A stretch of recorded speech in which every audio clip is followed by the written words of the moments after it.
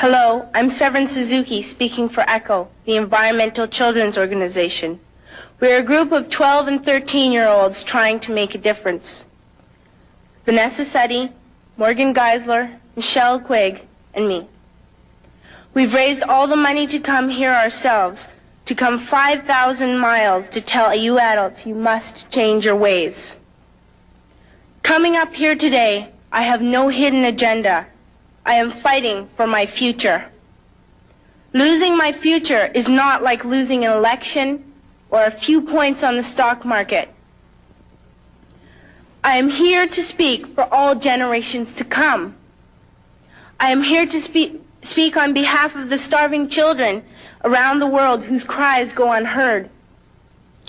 I am here to speak for the countless animals dying across this planet because they have nowhere left to go. I am afraid to go out in the sun now because of the holes in our ozone. I am afraid to breathe the air because I don't know what chemicals are in it.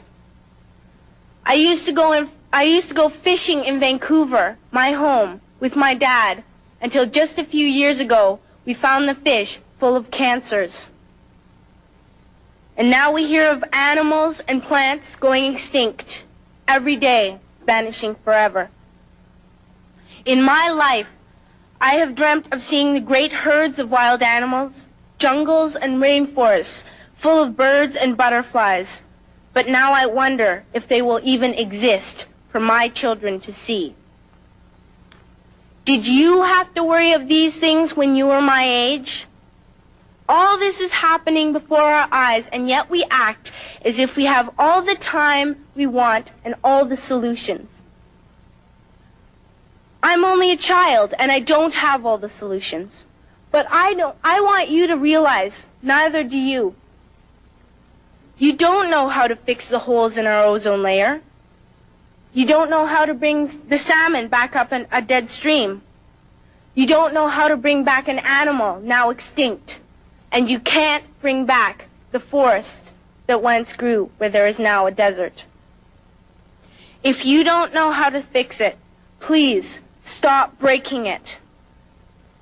Here, you may be delegates of your government, business people, organizers, reporters, or politicians, but really, your mothers and fathers, sisters and brothers, aunts and uncles, and all of you are someone's child.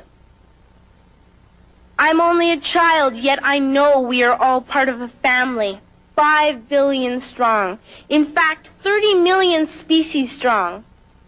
And borders and governments will never change that. I'm only a child, yet I know we are all in this together and should act as one single world towards one single goal. In my anger, I am not blind, and in my fear, I am not afraid of telling the world how I feel. In my country, we make so much waste. We buy and throw away, buy and throw away, buy and throw away, and yet northern countries will not share with the needy. Even when we have more than enough, we are afraid to share. We are afraid to let go of some of our wealth. In Canada, we live the privileged life, with plenty of food, water, and shelter. We have watches, bicycles, computers, and television sets. The list could go on for 2 days. 2 days ago, here in Brazil, we were shocked when we spent time with some children living on the streets. This is what one child told us. I wish I was rich. And if I were, I would give all the street children food, clothes, medicines, shelter, and love and affection.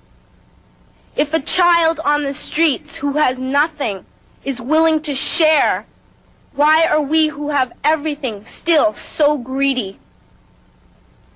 I can't stop thinking that these are children my own age, that it makes a tremendous difference where you are born.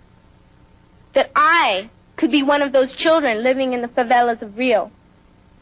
I could be a child starving in Somalia, or a victim of war in the Middle East, or a beggar in India.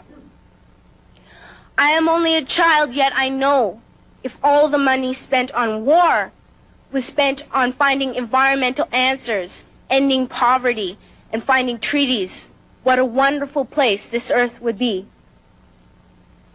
At school, even in kindergarten, you teach us how to behave in the world. You teach us not to fight with others, to work things out, to respect others, to clean up our mess, not to hurt other creatures, to share, not be greedy. Then why do you go out and do the things you tell us not to do? Do not forget why you are attending these conferences, who you're doing this for. We are your own children. You are deciding what kind of a world we are growing up in. Parents should be able to comfort their children by saying, everything's going to be all right. It's not the end of the world, and we're doing the best we can. But I don't think you can say that to us anymore. Are we even on your list of priorities? My dad always says, you are what you do, not what you say. Well, what you do makes me cry at night. You grown-ups say you love us, but I challenge you, please, make your actions reflect your words. Thank you.